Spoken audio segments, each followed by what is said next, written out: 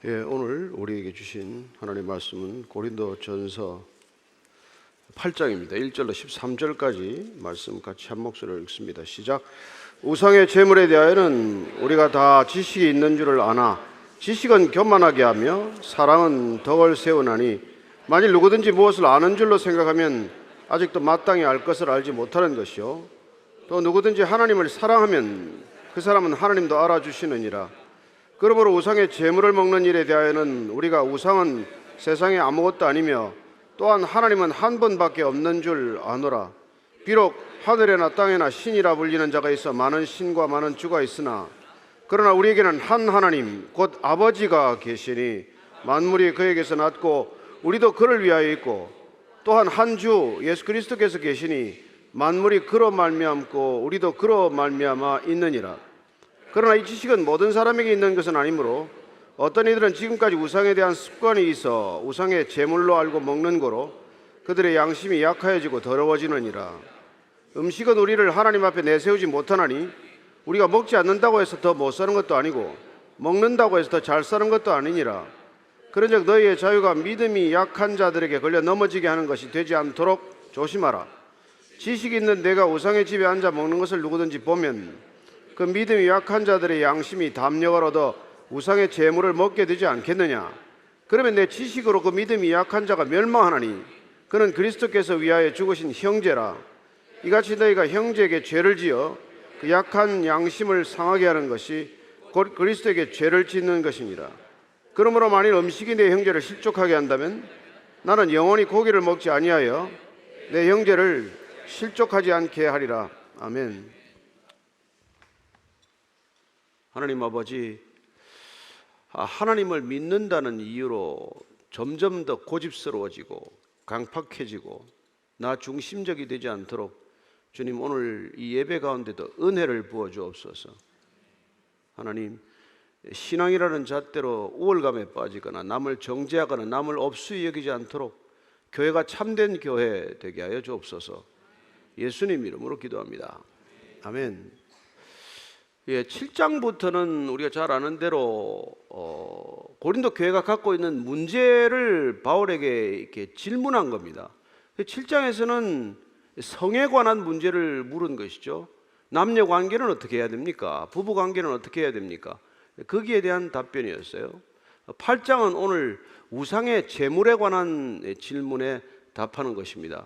이 우상의 제물은 먹어도 되느냐, 먹으면 안 되느냐, 양극단이 있겠죠. 마음대로 먹어라, 그런 사람도 있을 테고, 절대로 먹어서는 안 된다, 이런 사람도 있겠죠. 또 어떤 사람은 그 중간에 끼어서 그냥 먹을 때마다 눈치 보고 먹으면서 늘 불안해하고 양심에 찔려서 하루도 마음 편할 날이 없는 그런 사람도 있겠죠. 오늘 어떻게 해야 되느냐? 오늘 이 우상의 제물 먹는 문제를 통해서 이 시대 교회는 그러면 어떻게 우리가 살아가는 삶의 자리에서 믿음을 지키냐? 우리의 믿음은 어떤 믿음이어야 하느냐? 믿음의 기준은 도대체 뭐냐? 뭐가 강한 믿음이고 뭐가 약한 믿음이냐? 이런 의문에 대한 답을 얻게 되기를 바랍니다. 1절, 2절, 3절입니다. 같이 읽습니다. 시작. 우상의 제물에 대하여는 우리가 다 지식이 있는 줄을 아나 지식은 교만하게 하며 사랑은 덕을 세우나니 만일 누구든지 무엇을 아는 줄로 생각하면 아직도 마땅히 알 것을 알지 못하는 것이요 또 누구든지 하나님을 사랑하면 그 사람은 하나님도 알아주시느니라. 네. 사도 바울은 그 당시에 이렇게 사람들이 흔히 하는 말, 어쩌면 뭐 구호와도 같고 어쩌면 뭐 자기들의 신앙의 기준과도 같은 그런 말을 일단 이렇게 정면으로 반박하거나 부정하지 않습니다. 그래, 너희들의 주장도 일리가 있는 말이다, 그러나 한번 깊이 생각해보자, 그런 논지로 이렇게 펼쳐나가는 것이죠. 그래서 그 당시에 이 조금 믿음이 강하다는 사람들, 소위 이른바 열광주의자들이라는 사람이 있어요. 무슨 일에 지나치게 열심인 사람들이 있습니다. 지나치다고 다 좋은 겁니까? 우리말에 과유불급이라는 말 있지 않습니까? 지나친 것이 오히려 모자람만 못하다, 그런 말이 있잖아요. 근데 어디를 가나 열심을 내는 사람들이 있어요. 뭐 꼭 나쁜 건 아닙니다만 그게 비이성적으로 열심이거나 비상식적으로 열심일 때는 교회를 어렵게 하는 사람들이 되는 것이죠. 그 열심 때문에 교회가 어려워지는 것입니다.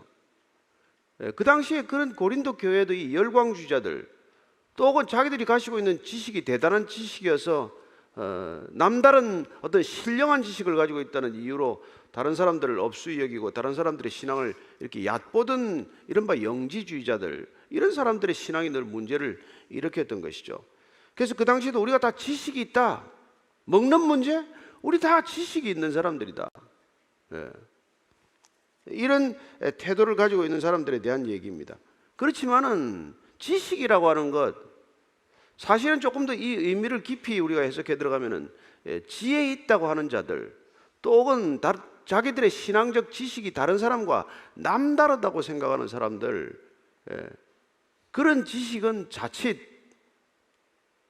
남을 이렇게 어렵게 하는 교만이 된다는 거예요. 여러분, 더 알아서 겸손하기가 쉽습니까? 남들보다 좀 더 신앙생활을 오래 해서 겸손하기가 쉽습니까? 그렇지 않단 말이에요. 조금 더 오래 신앙생활하고 조금 더 많은 이렇게 신앙적 지식을 가지면 가질수록 교만해진단 말이에요. 그래서 여러분, 지식이 있다고 교회 문제가 해결되지 않습니다. 교회 문제란 지식으로 해결하는 게 아니란 말이에요. 신학 박사끼리 모이면 교회가 조용하겠습니까? 늘 세미나 하겠죠. 여러분, 교회 문제란 사랑으로 해결해야 된다. 이게 오늘 전체를 흐르는 논지예요. 사실 우리가 살아가면서도 모든 문제가 그렇죠. 뭐 꼭 교회만이겠습니까? 얼마나 많은 지식, 얼마나 많은 법률, 얼마나 많은 여러 가지 사회적 관행들이 있습니까?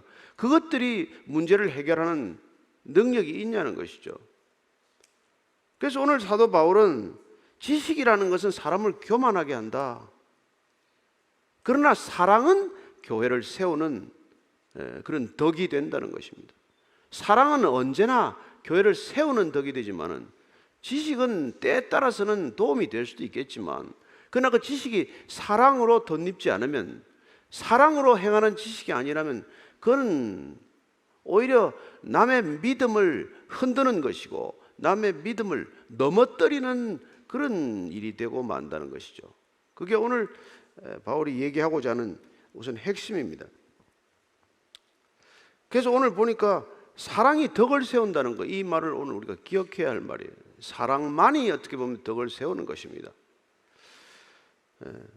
그리고 또 안다고 하지만, 뭘 안다, 뭐 이걸 안다 저걸 안다고 하지만, 당신이 뭘 다 아는 줄로 생각하면, 우리가 모든 지식이 있다, 모든 걸 다 안다, 그런 생각을 하고 있다면 너는 마땅히 알아야 할 것을 오히려 모르고 있는 사람이다. 그렇게 얘기해 주는 것이죠. 뭘 마땅히 지금 알아야 할 걸 모르는 겁니까? 여러분, 그 우리가 알고 있는 것들 다 우리로부터 비롯된 게 아니잖아요. 하나님을 안다? 여러분, 하나님이 찾아오지 않으면 우리가 하나님을 찾아가서 아는 게 아니잖아요. 하나님이 먼저 계시하셔서 알게 하시지 않으면 우리가 무슨 뭐 깊은 뭐 명상을 한다, 묵상을 한다 해서 하나님을 알 수 있는 게 아니란 말이죠. 하나님이 말씀하시지 않았다면, 오셔서 우리에게 말씀을 전해주지 않으셨다면 우리가 하나님을 알 수 있는 방법이 없어요. 그래서 모든 걸 신으로 여겼던 게 그 당시 다신론 사회 아닙니까? 그래서 누구든지 하나님을 사랑하면 그 사람은 하나님도 알아주신다고 말합니다. 우리가 여러분 공부해서 하나님을 알고 알아서 사랑하는 게 아니에요. 하나님이 먼저 찾아오셔서 하나님을 계시하셨기 때문에, 하나님을 알게 하셨기 때문에 우리가 하나님을 사랑으로 알게 되면, 아, 이 하나님은 사랑이시구나, 그걸 알게 되면 그 사랑으로, 그 사랑 안에서 그분을 조금씩 더 알아가게 된다는 것입니다. 그래서 하나님을 사랑하는 자는 하나님을 아는 자가 되는 것이고, 하나님을 사랑하는 자는 하나님께서 내가 나를 아는구나 인정하는 것이고, 어떻게 보면 하나님을 우리가 사랑하는 만큼 하나님을 알게 되는 셈이 되는 것이죠. 그래서 요한일서 우리가 4장 7절 8절 말씀을 읽습니다. 이렇게 말합니다. 시작. 사랑하는 자들아, 우리가 서로 사랑하자. 사랑은 하나님께 속한 것이니 사랑하는 자마다 하나님으로부터 나서 하나님을 알고, 사랑하지 아니하는 자는 하나님을 알지 못하나니 이는 하나님은 사랑이심이라. 그분이 우리를 먼저 사랑하셨기 때문에 우리가 그분을 사랑하게 되었고, 마치 부모가 자녀를 낳아서 먼저 사랑으로 끝없이 감싸 안고 베풀어 주었기에 자식도 언젠가는 그 부모님의 사랑을 알게 되고 깨닫게 되듯이 우리도 마찬가지라는 것이죠. 그럴 때 우리는 비로소 하나님을 아는 자가 된다는 것입니다. 하나님을 안다는 게 도대체 뭡니까? 뭐가 아는 겁니까? 그분이 우리를 먼저 사랑하셨다는 것, 그분의 사랑으로 그분을 사랑할 때 비로소 우리는 이웃도 사랑하는 존재가 된다는 것, 그게 하나님을 아는 거예요. 무슨 대단한 신학적 지식을 말하는 게 아니라, 우리가 하나님을 사랑하지 못하고 이웃을 사랑하지 못하면 아무리 많은 신학적 지식이나 교리적 지식이 있다고 하더라도 하나님을 아는 게 아니란 말이에요. 이때 안다라는 것은 친밀한 관계에 있지 않다는 뜻이죠. 우리가 누구에 대해서 박사 논문을 쓴다고 하더라도 그 사람하고 조금 더 식사 한 끼 안 하고 한번 사적인 그런 친분이 없다면 뭘 안다고 말할 수 있겠냐는 것이죠.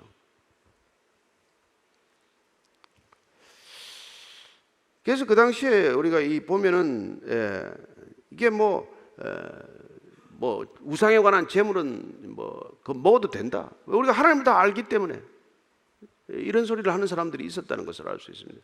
그러면 그 반대쪽에 있는 사람은 뭐겠어요? 야, 이미 우리가 예루살렘 교회에서 그 문제에서는 답변이 나 있대. 결론이 나 있는 문제다. 우상의 제물은 먹지 말라고 그랬다. 할례는 받지 않아도 돼. 그러나 적어도 세 가지만은 꼭 지켜야 된다. 그걸 예루살렘 교회가 공의에서 처음 결정했던 문제고, 안디옥 교회를 비롯해서 이방인들의 교회에 이미 전달된 그런 기준이요, 지침이었던 것입니다. 이게 사도행전 15장 29절에 있는 말씀이죠. 한번 사도행전 15장 29절 같이 읽겠습니다. 시작. 우상의 제물과 피와 목매어 죽인 것과 음행을 멀리할지니라. 이에 스스로 상가면 잘 되리라. 평안함을 원하노라 했더라. 이게 여러분 각 교회에 이렇게 전달된 거예요. 이방인 교회. 절대로 이 우상에 바쳐진 제물은 먹지 말아라. 다른 건 몰라도 핏째 먹지 말아라. 음행하지 말아라. 할례 이방인이니까 안 받아도 좋다. 그래서 이런 것들은 이 논쟁의 여지가 없이 이미 하달된 거란 말이에요. 그리고 여러분들 요한계시록에 가보면 2장에 벌써 버가모 교회나 두아디라 교회에 대해서 예수님께서 책망하시는데, 그 책망의 이유 중에 하나가 우상의 제물을 왜 먹게 했느냐, 이게 예수님께서 책망하는 거예요. 초대교회에서는 우상의 제물 먹는 것에 대해서 이미 기준이 세워져 있는 것입니다. 그러니까 사도 바울 입장에서는 그거 봐라, 예수님께서 책망하셨고 이미 예루살렘 공회가 결정한 사항에 대해서 논의할 가치가 없다. 무슨 우상의 제물 가지고 시비를 하느냐, 먹지 말아야지 라고 단칼에 결론을 낼 수도 있는 문제지만, 그러나 그게 현실적으로 간단한 문제가 아니었다는 것입니다. 왜냐하면 헬라 지역에 사는 사람들, 특별히 고린도와 같은 그런 큰 신전들이 10여 개나 있는 그런 엄청난 도시에서 날마다 우상 신전과 출입을 하지 않을 수도 없고, 길드 조작에 길드 같은 데 가입이 되어 있더라도 그 사람들이 식탁 초대, 우리로 치면 저녁 식사 초대를 하더라도 신전으로 초대를 했어요. 그래서 단순히 가서 신전에 가서 있는 것도 아니고, 신전에 가서 식사까지 하게 되면은 일단 재물을 우상에게 바쳤다가 그 나온 걸로 고기를 잡아서 같이 나눠 먹게 되는데, 그거 먹을 수도 없고 안 먹을 수도 없고, 이게 날마다 괴로운 일이 생기는 거예요. 그리고 본인이 또 고기를 사러 시장에 가도 마찬가지예요. 대부분의 고기는 일단 신전에 바쳐졌다가 시장으로 나오는 고기예요. 그러면 고기 사는 집에 가서, 이 부주간에 가서 매일 물어볼 수도 없는 일이고, 본인이 사서 먹어야 되는 고기도 대부분은 일단 우상에게 바쳐진 제물들이란 말이에요. 그럼 어떻게 해야 됩니까? 어떻게 해야 되냐? 그걸 먹어야 돼요? 안 먹어야 돼요? 오늘날 우리는 이런 문제가 아니라 비슷한 예를 든다면, 영업사원이 말이죠, 매일 밤 술자석에 가야 돼. 맡은 일이 영업사원이라서 영업을 하기 위해서 매일 술집에 가야 되는데, 술집에 가야 되냐 말아야 되냐, 이거 맨날 고민하는 문제예요. 그럼 가기는 가야 되는데 일단 앉아서 술잔을 들어야 되나 말아야 되나, 아니면 석 잔까지는 되나, 이게 여러분 현실적으로 이게 이제 고민이란 말이에요. 술집에 가지 말아야지. 무슨 술을 먹는 그리스도인이냐, 이렇게 단숨에 단칼에 정리하면 쉽죠. 그러나 그게 안 되는 사람들이 있단 말이에요. 영업사원 그만두면 되지, 회사 사표 내면 되지, 뭘 가, 이렇게 말하는 사람도 있겠지만, 그러나 이게 특별히 헬라 세계에 사는 사람들은 그런 정도가 아니에요. 무슨 직업을 갖더라도 이게 그런 일에 연루가 되지 않을 도리가 없는 사람들이었어요. 언제나 신전에서 모임이 있고 신전을 가야 되고, 거기서 고기를 먹는 문제는 전후좌우로 모든 종교적 의식이나 절차에 불가피하게 참여해야 한다는 것을 되기 때문에 아예 그냥 세상을 떠나고 고린도시를 떠나서 깊은 심산유곡에나 들어가면 모르되 세상에 사는 사람으로서는 날마다 피치 못할 일에 이렇게 고통스러운 상황에 이렇게 부닥친단 말이에요. 그래서 바울은 단칼에 자르지 않아요. 그게 바울의 어떻게 보면 위대함이죠. 그걸 뭘 물어봐. 그냥 안 먹으면 되지. 그렇게 생각하면 뭐 쉬운 답변이 될지 모르지만 사람들이 그렇게 살 수 없다는 걸 알기 때문에 바울은 이런 문제에 대해서 같이 고민하는 거예요.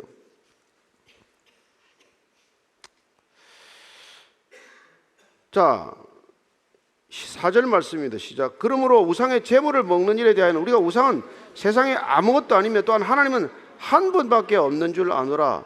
우리가 모든 지식이 있다는 사람들, 구약적 특별히 지식을 가지고 있는 사람들도 하나님은 한 분이고 하나님이 모든 것을 지으셨기 때문에 하나님이 창조하신 것 중에 뭐 선하고 버릴 것이 없다.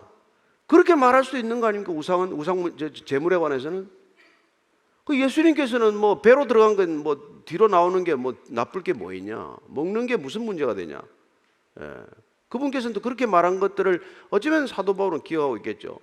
바리새인들은 철두철미하게 먹는 걸 가려 먹었지만 불결한 음식, 뭐 깨끗한 음식, 이건 먹어도 되고 이건 먹어도 안 되고. 그러나 예수님께서는 그걸 뭐 먹으면 되지 뭐. 너희들 뭐 속에서 나오는 게 더럽지. 너희들 마음속에서 나오는 시기, 질투, 온갖 음행, 음란 이런 것들이 너희들을 그렇게 타락시키는 거지. 뱃속에 들어가는 것 치고 나쁠 거 없다. 먹어라. 뭐 이런 말씀을 하셨기 때문에 더욱 지금 이런 얘기를 하는 거죠. 그래서 우상은 아무것도 아니다. 그러니까 아무것도 아닌 것에 고기 좀 앞에 갖다 뒀다가 나온들 뭐가 문제가 되냐. 오직 하나님은 한 분밖에 없고 우상은 아무것도 아니라는 것, 이걸 우선 아는 게 중요하다는 것이죠. 그리고 지금 믿음이 강하다는 사람들, 그 먹어도 돼 하고 늘 얘기하고 다니는 사람들의 주장에 일단 동의를 하는 거예요. 그래, 너희들 주장이 맞긴 맞다.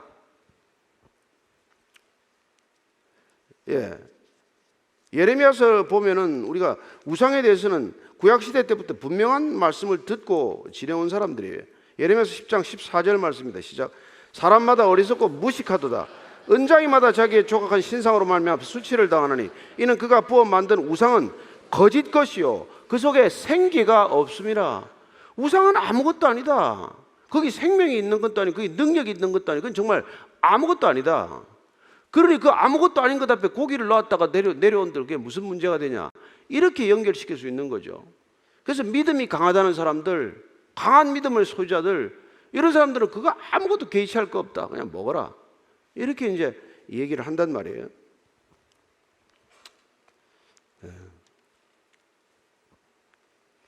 그러나 나중에는 이제 바울이 그런 주장에 일단 동의를 하지만 10장에 가면은 단순히 그게 우상의 제물 먹는 걸로가만 그치지 않는다.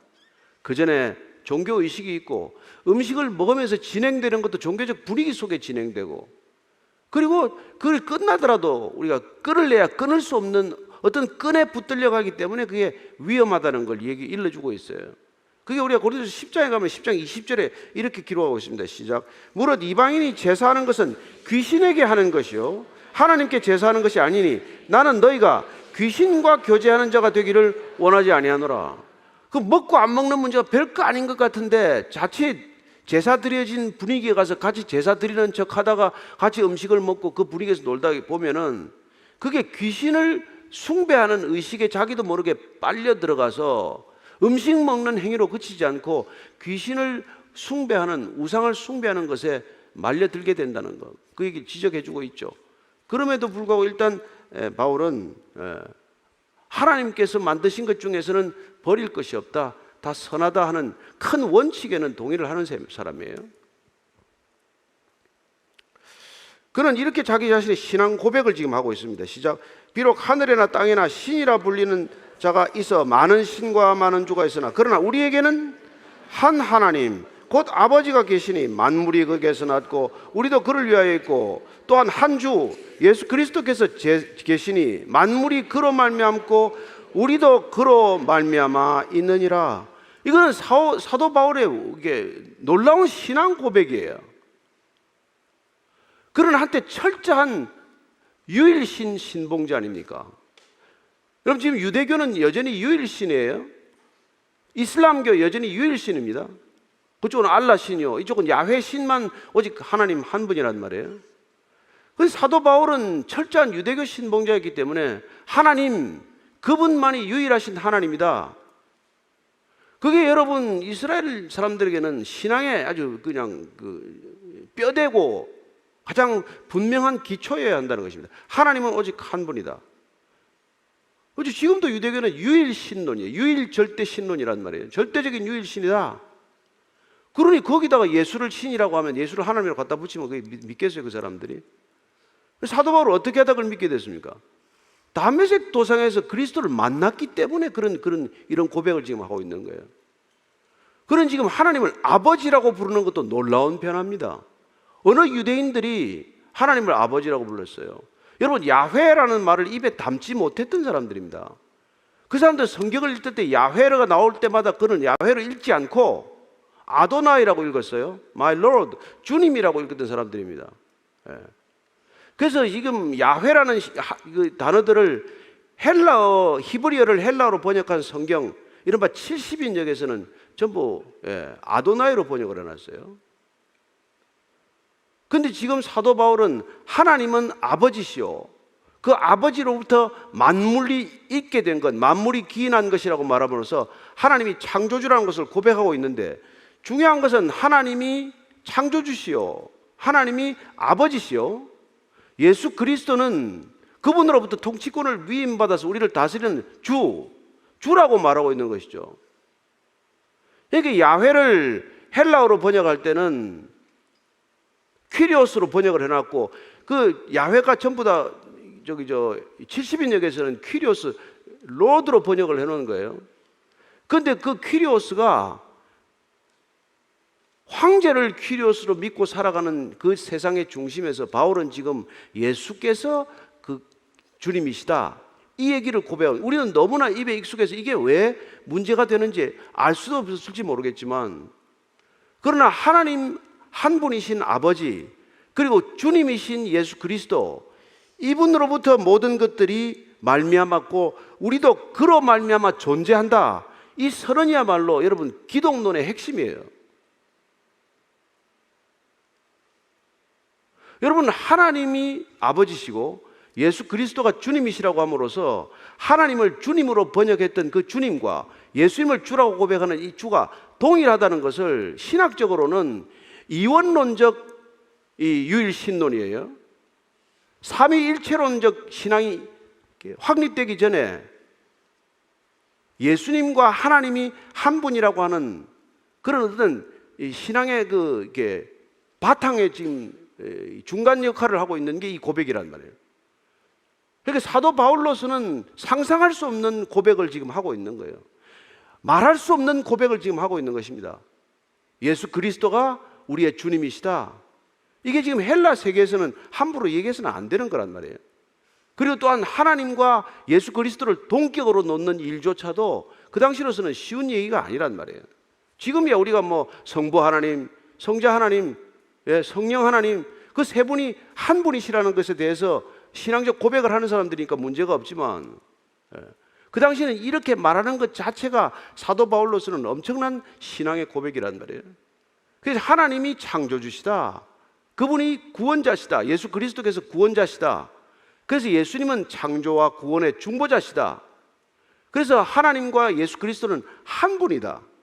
신이 둘이라는 복수적 신관을 얘기하는 것이 아니라 하나님은 한 분이지만은 그 한 신의 복수성을 지금 얘기하기 때문에 이게 너무나 중요한 신앙 고백이란 말이에요. 이런 고백을 사도 바울이 하고 있는 거예요. 나는 그런 하나님을 믿고 있다는 것, 그런 예수님을 그리스도로 믿고 있다는 것, 그런 단단한 신앙, 그런 분명한 신앙, 그런 확고한 신앙이라면은 고기 먹고 안 먹고 이건 아무 문제도 아니에요. 그래요. 그래서 우선 우리 신앙의 뿌리를 한번 확인해 보자는 겁니다. 예수 믿는다는 게 뭐냐? 예수가 하나님임을 믿는 거란 말이에요. 하나님은 어떤 분이냐? 이 천지를 창조하신 분이에요. 그러면 예수가 어디서 천지를 창조하셨습니까? 우리는 그걸 믿는 사람들이에요. 여러분, 그 믿음이 확고하지 않으면 우리는 늘 믿음이 흔들리는 것을 경험하게 됩니다. 그럼 왜 사도 바울은 지금 예수 그리스도와 하나님을 한 분이라고 말하는 이런 이위일체론적인 기독론을 지금 말하고 있는 거겠어요? 그분이 우리의 구원자가 되기 위해서는 그분이 창조주여야 하고 구원자여야 한다는 것입니다. 그건 우리가 두 가지가, 우리를 구원하기 위해서는 두 가지가 항상 있어야 한다는 것을 뜻해요. 하나는 초월성입니다. 여러분, 하나님이 우리를 구원하려면 우리보다 크신 분이라야 돼요. 하나님이 세상을 구원하려면 세상보다 커야 구원이 가능합니다. 그걸 초월성이라고 말해요. 우리보다 크지 않은 사람이 우리를 무슨 도움을 줄 수 있으면 우리를 구원하는 게 어떻게 가능합니까? 따라서 하나님은 초월성을 가진 분이어야 하고, 그러나 그 하나님이 고고한 하나님으로 저 먼 우주에서 이 지구를 바라보고 어디 잘 해봐라, 그러는 분이어서는 구원이 불가능해요. 그래서 그분이 우리 가운데 오셔야 한다. 그분이 성육신해야 된다. 그분이 우리 안에 계셔야 한다. 이게 그분의 내재성이에요. 그래서 구원자가 되기 위해서는 초월적 존재여야 하고, 우리 안에 내재하는, 우리와 함께 계시는, 우리 안에 계시는 내재적 존재라야 한다. 이 신앙 고백을 지금 이렇게 하고 있는 것이죠. 모든 천지 만물들이 그로 인해서 말미암아 있는 것이고, 모든 존재하는 것들이 그분의 영광을 위해 있는 것이다. 그러나 타락한 세상은 그렇지 않죠. 구원받은 사람들만이 그분의 영광을 위해서 존재하는 사람이 된 것이죠. 지금 이런 신앙 고백이 왜 중요한다고 지금 제가 설명을 드리는 것입니까? 그래야 우리는 구원받은 자로서 살아야 이런 지연 말단적인 문제가 해결할 수 있는 근거가 확립되는 거란 말이죠. 우리가 구원받았다는 것이 무슨 뜻인지, 하나님의 초월성과 내재성이 어떻게 우리를 구원했는지, 그분이 오셔서 우리의 손을 잡아주지 않았다면 우리는 구원받을 수 없는 존재라는 것. 그렇게 구원받은 존재는, 그러면 여러분 어떤 기준, 신앙의 기준을 가져야 하냐 말이에요. 고기 좀 먹고 안 먹고, 술 좀 마시고 안 마시고, 담배 좀 피우고 안 피우고, 화투 좀 만지고 안 만지고, 이거 가지고 따질 일이 아니란 말이에요. 그래서 이 신앙의 기초를 한번 더 다져보는 거예요. 우리가 믿는 하나님이 어떤 하나님인지, 우리가 구원받았다는 게 어떤 구원인지, 이게 분명해야 그 나중의 문제들이, 지연 말단적인 문제들이 순차적으로 이 구원에 합당한 그런 논리 속에서 이렇게 해답을 찾을 수가 있다는 것이죠. 그래서 우리가 이 신명기 6장 4절을 갖다가 우리는 쉐마 이스라엘, 이스라엘에 들으라, 이게 여러분 이스라엘 사람들에게는 목숨보다 중요한 말이에요. 쉐마 이스라엘의 6장 4절입니다. 시작. 이스라엘아 들으라, 우리 하나님 여호와는 오직 유일한 여호와시다. 아까 말씀대로 이걸 갖다가 헬라어 성경으로 번역할 때는 이스라엘아 들으라, 우리 주님은 오직 유일한 주님이시다, 이렇게 번역을 한단 말이에요. 여호와를 못 쓰고. 그 주님이 지금 우리가 그리스도를 얘기하고 있는 거란 말이에요. 그래서 톰 라이트 같은 영국 신학자입니다만, 이 사람은 이 고백, 바울의 고백을 크리스찬 쉐마다 이렇게까지 표현하고 있어요. 신명기 6장 4절은 이스라엘 백성들에게 쉐마 이스라엘이라는 걸로 이렇게 읽으니까 그건 유대인들의 주이시 쉐마고, 지금 그리스도가 곧 하나님이요 그분이 곧 우리 만물을 있게 하신 분이라는 이 고백은 크리스찬 쉐마다 이렇게 표현하는, 그만큼 이 표현은 지금 중요한 표현이라는 것입니다. 이렇게 아무리 설명해도 별로 감동이 없는 분들이 계신데, 한 번 더 가서 집에 가서 곰곰이 읽어보세요. 정말 그리스도께서, 만물이 그리스도로 말미암아 있다. 여러분, 이게 믿어지면 그리스도께 대한 순종은 아무 문제가 되지 않아요. 이게 잘 안 믿어져서 인간 예수 멋있지. 누구든지 남에게 하라는 대로 내가 먼저 하라, 이런 도덕률, 황금률, 그런 건 얼마나 멋있어요. 그 인간 예수에 우리가 국한되기 때문에 믿음이 달라지지 않아요. 그러나 그분이 창조주다, 그분이 구원주다, 이게 분명해져야 우리 삶은 혁명적인 변화를 일으킨단 말이에요. 그분과 관계를 맺고 그분이 내 안에 계셨고 그분이 말씀하신다, 이걸 우리가 깨닫지 않으면은 절대로 순종이 안 일어나요. 왜 우리 신앙이 안 바뀌겠어요? 그분이 누군지를 몰라서 안 바뀌는 거죠. 내 안에 계신 분이 누군지를 알면 우리가 이렇게 살겠습니까? 우리의 값이 얼마인지를, 무한한 가치라는 걸 알게 되면 우리가 값 없이 살겠냐고요. 우리가 세상을 뛰어넘는 초월성이 바로 우리 구원의 본질이라면 우리가 세상 속에서 머물러 있겠냐 이 말이죠. 그저 세상적 존재로 살아가겠냐는 겁니다. 세상 사람들이 사는 것과 다투고 세상 사람들이 추구하는 가치를 놓고 서로 씨름하면서 그냥 그걸로 인생을 마치겠냐 이 말이죠. 자, 7절입니다. 시작. 그러나 이 지식은 모든 사람에게 있는 것은 아니므로 어떤 이들은 지금까지 우상에 대한 습관이 있어 우상의 제물로 알고 먹는 거로 그들의 양심이 약하여지고 더러워지느니라. 이런 하나님 지식, 하나님에 대한 믿음이 분명하다면 아무 문제가 없죠. 이런 질문이 나올 것도 없어요. 그러나 신앙이 각자마다 다르기 때문에 하나님을 아는 수준도 다르고 하나님을 받아들이는 자기 신앙의 기준도 각자 다르기 때문에 이런 지금 질문들이나 갈등이 교회에서 삐져나오는 것이죠. 그래서 그들에게는 우상이 여전히 그냥 아무것도 아닌 돌이나 나무에 불과한데 그것도 신으로 지금 받아들인단 말이에요.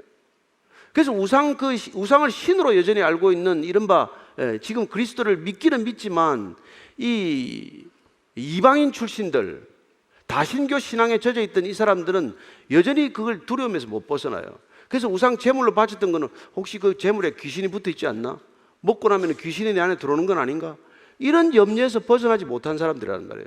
그래서 이런 사람들을 바울은 약한 자라고 지금 규정을 하고 있는 것이죠. 그래서 이 약한 자들을 시험에 들게 해서는 또 안 된다. 이게 지금 앞으로 얘기하고자 하는 지금 핵심이에요. 믿음이 강하지 않은 사람들은 그까짓 거 먹으면 되지. 술, 담배 그게 무슨 문제냐. 그렇게 말할지 모르지만 이게 또 믿음이 약한 사람들은 혹시 술, 담배 하는 거 이것 때문에 내가 하나님 천국도 못 가는 거 아니까 이런 믿음을 가진 사람도 있단 말이에요. 그럼 누구를 더 배려해야 됩니까? 사도 바울은 늘 약한 자들을 배려하는 것이 강한 자들의 책임이라고 말해왔어요. 그러나 또한 그는 동시에 약한 자들의 믿음도 고쳐주는 것을 의도적으로 가지고 있는 분이에요. 약한 자들의 믿음도 강해져야지만 강하다고 하는 자들의 믿음은 항상 약한 자들을 배려해야 한다. 여러분, 더 사랑하는 사람이 참습니까? 덜 사랑하는 사람이 참습니까? 항상 더 사랑하는 사람이 참지 않아요.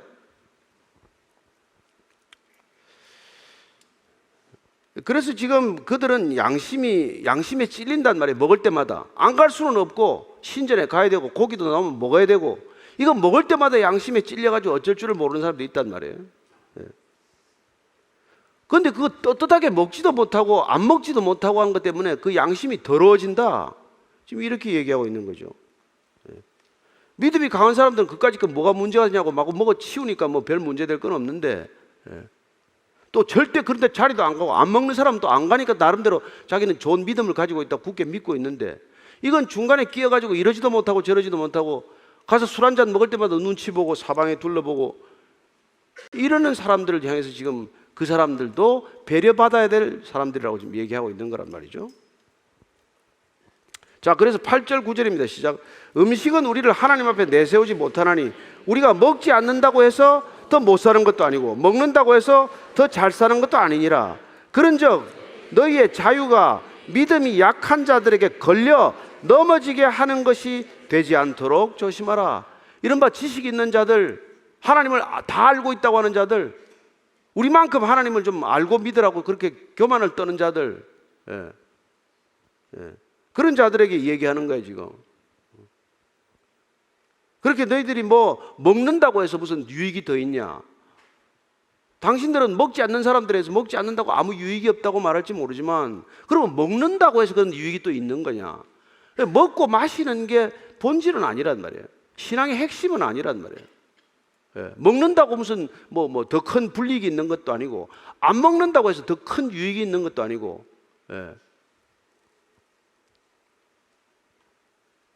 그러나 그렇다고 해서 우리가 뭐 먹는다고 못 사는 것도 아니고 뭐 안 먹는다고 더 잘 사는 것도 아니라면 그러면 우리의 자유는 무엇을 위한 자유인가?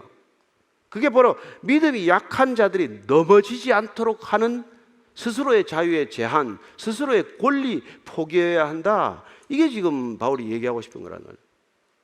좋다, 너 좋은 믿음을 가지고 있어서는 아무 데나 가서 아무렇게나 먹고 살아라. 그러나 당신이 그렇게 신전에 가서 남들 보란 듯이 그렇게 먹을 때 그 신전에 안 가는 사람들이 가도 되는 건가? 가서 우리도 먹어도 고기 먹어도 되는 건가? 하고 그렇게 찜찜한 채로 와서 고기를 먹게 해서 그 사람이 믿음을 이렇게 잃어버리거나 믿음을 실족하게 된다면, 그러면 너는 도대체 그 내 믿음, 내 자유로운 믿음, 내 강한 믿음이 남을 시험에 들게 했고 남을 믿음을 이렇게 무너지게 했으니 너는 그 책임을 다 어떻게 감당하려고 그러냐, 그런 얘기를 하는 것이죠. 그래서 내가 아무리 강한 믿음을 가졌더라도 믿음이 연약한 사람들을 배려하는, 존중하는 그런 믿음이어야 한다. 그래야 그게 진실로 강한 믿음, 진실로 성숙한 믿음이 되는 거란 말이죠. 저와 여러분들이 정말 점점 더 성숙한 믿음으로 간다는 게 뭡니까? 더 어른스러운 믿음이 된다는 게 뭐예요? 남을 그만큼 더 배려하는 믿음이 된다는 거예요. 나는 아무 상관없어요. 뭐 주일 오든 말든 뭐 1년에 한 번 와도 좋고 3번 와도 좋고 그런 게 문제가 될지 모르지만, 그러나 저 목사는 보니까 1년에 3번 교회 가네. 그래서 교회 다니는 걸 멈추어 버린다면, 나 때문에 그런 사람이 생긴다면, 그러면 그건 큰 문제를 일으킨 것 아니냐, 그런 얘기죠. 그래서 로마서 14장 15절을 보면 같이 한번 읽겠습니다. 시작. 행하지 아니함이라. 그리스도께서 대신하여 죽으신 형제를 내 음식으로 망하게 하지 말라. 내가 먹고 안 먹는 것 때문에 형제들이 근심한다면 내가 사랑으로 행하지 않은 것 때문이다. 자, 그래서 교회 문제는 지식으로 풀리는 게 아니라 사랑으로 풀어지는데, 내가 사랑 없는 지식으로 이렇게 자꾸 고집을 부리면 남을 시험에 들게 한다, 남을 넘어지게 한다. 그러면은 그리스도께서 그 형제를 위해서도 죽었는데, 그리스도는 나만 위해서 돌아가신 게 아니라 여러분을 위해서도 돌아가시고 저 사람을 위해서도 십자가를 지셨는데, 저 사람도 그리스도께서 목숨값을 주고 사신 형제인데 그 형제를 실족하게 하고 넘어지게 하면 너는 내 믿음이 강하다는 이유로 얼마나 큰 죄를 짓는 거냐, 그런 얘기를 하는 것이죠. 그래서 여러분, 믿음이 좋다는 사람들이 죄를 짓는 걸 지금 얘기하고 있는 거예요. 믿음이 좋다는 사람들이 자기 믿음을 가지고 남을 넘어지게 함으로써 자기도 까마득히 모르는 사이에 죄를 짓고 있을 수 있다는 거란 말이에요. 실제로 그렇지 않습니까? 우리가 그리스도인이라는 사람 때문에 나쁜 짓 하고 하는 것 때문에 교회를 아예 안 오게 못 맞게 막는 사람도 있잖아요. 그 예수님께서는 너도 천국에 안 가면서 왜 남도 못 가게 남의 그 천국에 문 고리를 잡고 있냐? 왜 너만 천국 안 들어가면 됐지, 너 남도 못 들어가게 그걸 왜 잡고 있니? 그런 얘기를 하시는 거 아니에요. 그리고 연약한 자, 어린 자 하나를 넘어지게 하면 너 연잡 맷돌 목에 걸고 바다에 빠져 죽어라. 어떻게 예수님께서 그렇게 끔찍한 말씀을 하세요?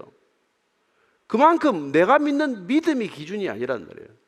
내가 다 아는 듯이 살아가는 이게 더 다른 사람들을 시험에 들게 하는 거란 말이에요. 사랑은 없고 믿음만 크다는 것, 그건 믿음이 아니라는 것이죠.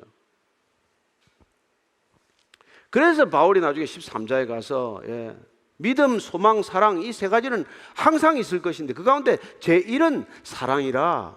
사랑으로 하지 않으면 그 모든 것들이 다 헛수고다, 이런 얘기를 하지 않았습니까? 그래서 오늘 8장이 시작되면서 이 우상의 재물을 먹는 문제를 결국 어떻게 풀어가야 되느냐, 너희들이 다 안다는 지식, 너희들이 강하다는 믿음으로 해결되는 문제가 아니고 사랑으로 믿음이 연약한 사람들, 여전히 마음에 불안이 있는 사람들, 근심하고 초조하고 이게 제대로 가고 있는가 어떤가 늘 불안한 사람들을 배려하는 것, 그게 성숙한 믿음이다, 이런 얘기를 해주고 있는 것이죠.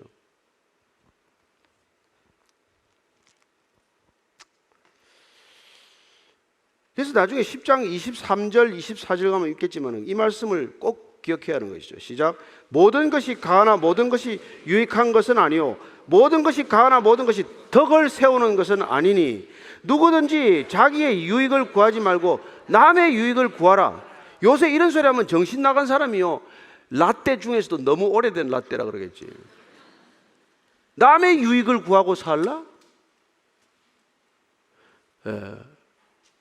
그래서 여러분, 오늘날 교회가 진짜 정말 갈수록 이 마지막 시대는 어려운 거예요. 다 자기의 유익을 구하라고 훈련받았고 교육받았고 그렇게 살아가는 것이 인권 사회의 기본 룰인데 남의 유익을 구하고 살라, 이런 말을 여러분 어떻게 통하겠어요? 근데 이거 안 믿고 이대로 안 하려고 하면서 우리가 여기 모여서 예배드리면 우리처럼 가정한 사람이 또 어디 있어요? 차라리 안 다니고 말지. 이 말 하나를 우리가 순종 못할 바야 예배 안 드리는 게 낫지.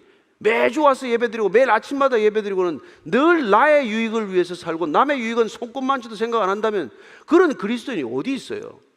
반 그리스도인이지. 근데 오늘날 많은 교회가 그렇단 말이에요.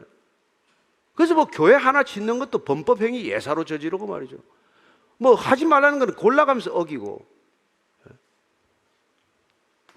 그래서 여러분들이 차 가지고 오지 말라 그런 얘기 하는 거예요. 주일날 차 하루 안 타면 뭐 발에 덫이 납니까? 뭐 다리가 종양이 생깁니까? 하루 정도 차 없이 사는 것도 훈련이 돼야죠. 예. 그리고 이 동네 우리 예배 드린다고 차 아무 데나 세가지고 그 불편을 끼치면은 그 사람 절대 교회 안 오죠. 예. 그 내가 보면 예배 드리다가 막 화들짝 나가는 사람이 있으면 또 불법 주차한 사람이야. 여기는 뭐 나가기도 어렵지만은.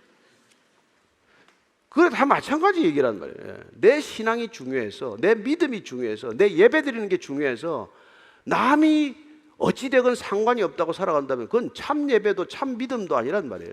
사랑이 없는 믿음처럼 위험한 게 없어요. 사랑이 없는 지식처럼 답답한 게 없어요. 모르긴 하면 말이나 안 하지. 안다고 또 입은 열고 말은 많아요.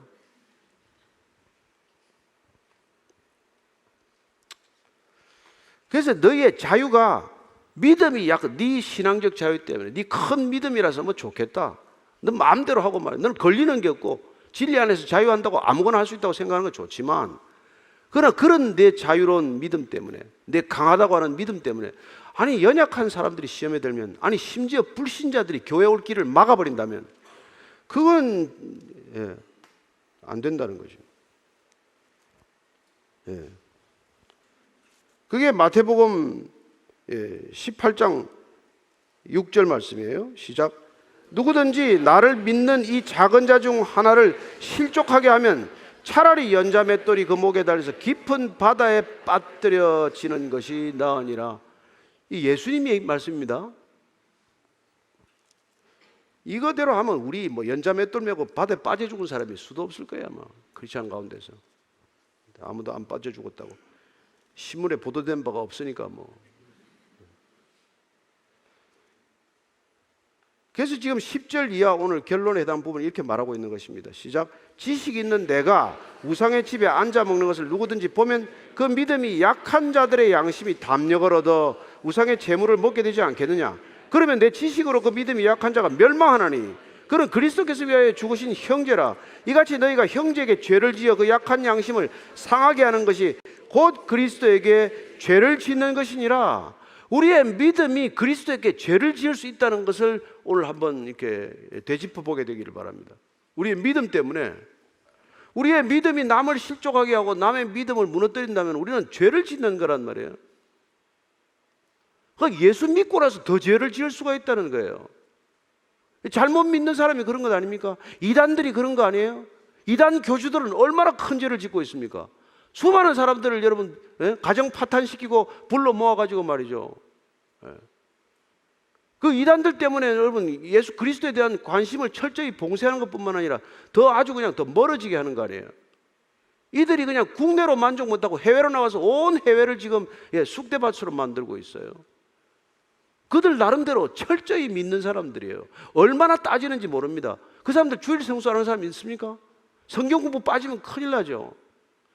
그런 철저한 믿음, 그런 강력한 믿음, 비교할 수 없는 그런 믿음들이 남을 실족해 하는 일이 너무나 많다는 것입니다. 그건 종교적 해악이요, 해로운 믿음의 표상이에요. 해로운 믿음. 믿음이라고 다 좋은 게 아니라는 것입니다. 남을 배려할 줄 모르는 믿음은 안 가지는 일만 못한 것이죠. 내가 맨날 그러잖아. 옷단이보다 못하다. 옷단이 예수 안 믿어도 휴지만 잘 줍더만.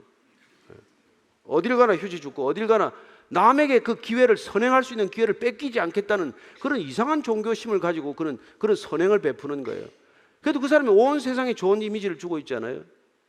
여러분 이단들도 또 그런 이단들이 있습니다. 온 사방에 좋은 일을 해가지고 표창받고 각각 공공기관장한테 초청받고.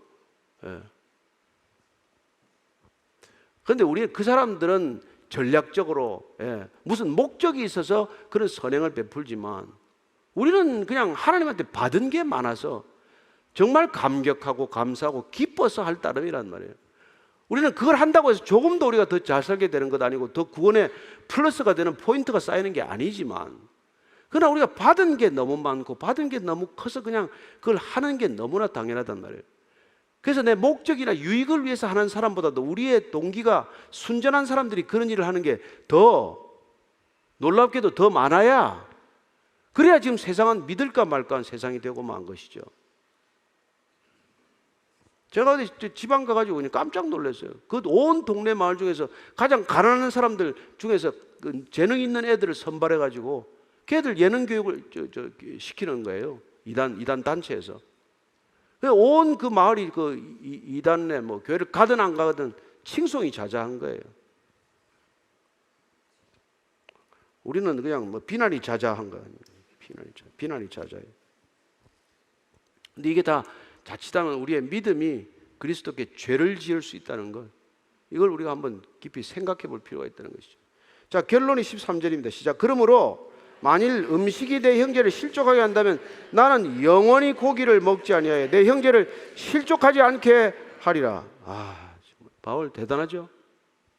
내가 만약에 고기 먹어가지고 나는 그냥 아무 상관이 없어요. 바울은 그 뭐 우상에 박혀졌던 신전 음식은 그런 거 나는 상관이 없잖아. 근데 내가 먹는 것 때문에 믿음이 연약한 형제가 실족해서 믿음을 잃어버리게 된다면, 그럼 나 그 한 사람을 위해서 나는 영원히 고기를 먹지 않고 채식주의자가 되겠다, 이런 선을 하는 거예요. 뭐 모르겠습니다. 바울이 그래서 채식주의자가 됐는지 안 됐는지는 모르겠습니다만은 어쨌든 이런 믿음을 선포하는 것, 이게 바울의 놀라운 신앙관, 이런 놀라운 믿음의 태도라는 것이죠. 제가 뭐 엄청 이게 찔리더라고, 이 부분이. 내가 생일날 가서 와인 한 잔 먹으면 계속 걸려가지고. 근데 나는 이렇게 선포를 하기가 어려워요. 자신 있게 못하게 못 지킬 것 같아. 그래서 나는 복음을 상황화하는 문제는 한번 다시 이 고린도전서 할 동안 계속 주제가 나올 주제예요. 복음의 상황화, 어떤 상황에 맞게 행동하는 것이 과연 복음적인가, 선교 차원에서 아주 중요한 주제고 얘기예요. 그건 앞으로 계속 얘기하겠지만 오늘 여기서 지금 바울이 결론 내리는 건 어쨌건 내 믿음 때문에 남의 믿음을 넘어지게 하지 말라, 이거는 우리가 기억을 해야 된다는 말이에요. 내가 주차 한번 잘못해서 남을 교회 욕하게 하지 말라. 이런 작은 문제지만 이런 것들이 우리의 신앙 전체를 드러내는 인덱스와도 같은 거란 말이죠. 저는 여러분들이 그런 차원에서 좋은 신앙인이 되기를 바라고 성숙한 믿음의 사람이 되기를 축원합니다. 같이 기도합시다. 하나님 아버지, 참 칼로 두부를 자르듯이 딱 잘라버리면 좋겠는데 우리 인생에 그냥 무 자르듯이 그렇게 결론 나는 일이 많지 않습니다. 하나님께서 오늘 바울을 통해서 어떤 것들이 과연 성경적인 답인지, 어떤 것들이 진실로 그리스도인의 해결책인지 우리에게 말씀해 주셨습니다. 우리가 알고 있는 모든 지식, 우리가 알고 있는 모든 종교적 관행, 신앙적 백그라운드를 넘어서서 정말 내가 그리스도를 사랑하고 있는가, 내가 정말 형제를 사랑하고 있는가, 그 사랑이 기준이 되어 결정하라고 알려주신 줄로 믿습니다. 하나님, 우리의 사랑, 그 이중의 사랑 계명, 하나님을 마음과 목숨과 뜻을 다해 사랑하고 또 그 사랑으로 이웃을 사랑하는 그 사랑이 진실된 사랑이라면 우리가 어떤 것을 결정하더라도 주님 뜻에 어긋나지 않는다고 믿습니다. 주님, 우리가 한 주간 또 살아가면서 정말 우리의 신앙이 검증되어야 하고 시험받는 수많은 기회가 있을 텐데, 그때마다 다시 한번 잠잠히 생각할 때 내가 하나님을 사랑해서 이런 행동을 하는 것인가, 내가 이웃을 사랑해서 이런 행동을 결정하는 것인가 되돌아보게 하시고 곰곰이 생각해 보게 하시고 그리스도의 사랑 안에서 결정하는 한 주간의 삶과 행동이 되게 하여 주옵소서. 주님, 그렇게 살아가는 진정한 그리스도인들 되게 하여 주옵소서. 예수님 이름으로 기도합니다. 아멘. 일어나서 찬양하시겠습니다.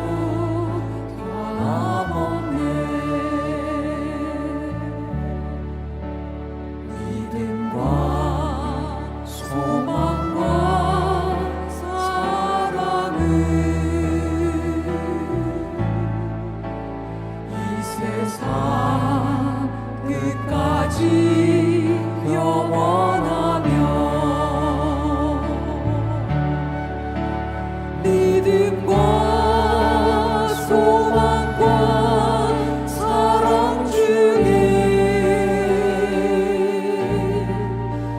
그 중에 제일이 사랑이라.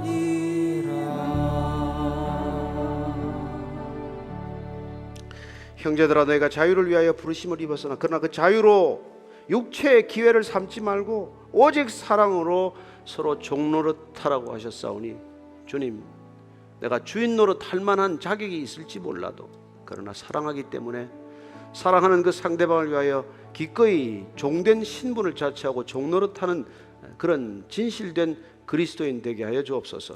이제는 십자가에서 종의 자리에 오르셔서 끝내 우리를 위하여 죽기까지 복종하신 우리 구주 예수 그리스도의 은혜와 그렇게 낮아져도 십자가의 자리까지 낮아지는 사람 맞아주시는 아버지의 사랑과 높아지고자 하는 우리의 본성을 꺾고 관철시키고자 하는 우리의 자유의지를 꺾어서 누군가에게 순종하고 누군가를 배려하고 누군가를 존중하는 사람으로 인도하는 성령님의 길을 부으심이 한 주간의 삶 가운데 정말 성질대로 살고 싶은 우리의 본성을 꺾어서 예수 그리스도의 성품대로 살기를 원하는 이 자리에 고개 숙인 참된 그리스도의 형제들, 친구들 위해, 그리고 아름다운 교회 위에, 영원한 하나님의 친백성들 위해 지금부터 영원까지 항상 함께 하시기를 간절히 축원하옵나이다. 아멘.